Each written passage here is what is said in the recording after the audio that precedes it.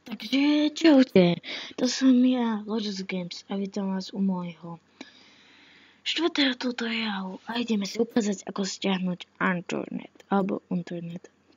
Je to veľmi ľahká vec. Pôjdete na internet a počkajte, aha, takže nič. Pôjdete na túto stránku a dáte sa nainštalovať Steam, blablabla, normálne si ho nainštalujete. Potom sa prihlásite a potom si ho spustíte. Dáte si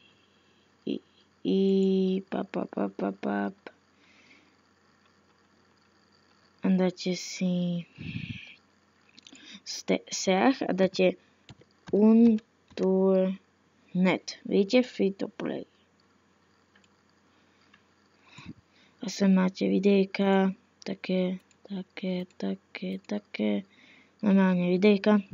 A sem dáte free to play, by ste sem, toto sem, free to play, kliknete na to.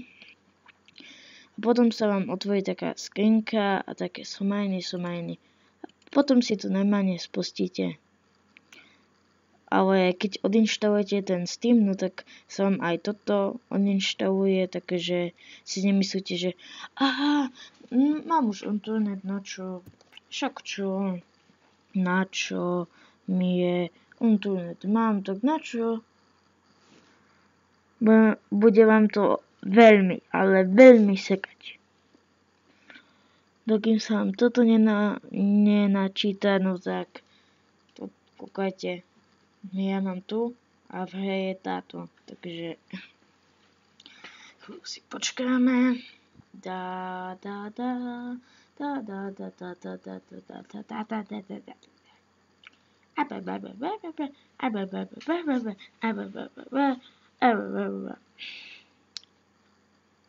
No, asi stelky tu budem čakať.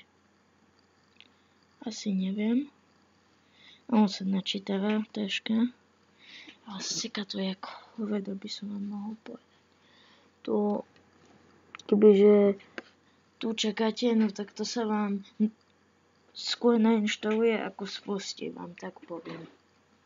No aj tam kliknete na Steam Free to Play, dáte next a no aj to odnextujete a máte to hladý. Taká hudba, sem dáte proste play, single player service connect. Ja to nepotrebujem, sem máte nejaké somajny. Ja si to exitnem, lebo ja to nepotrebujem. Dúfam, že sa vám videjko páčilo, nezabudnite dať like, koment, odber a čaute, lúčim sa s vami ja, Lotus Games.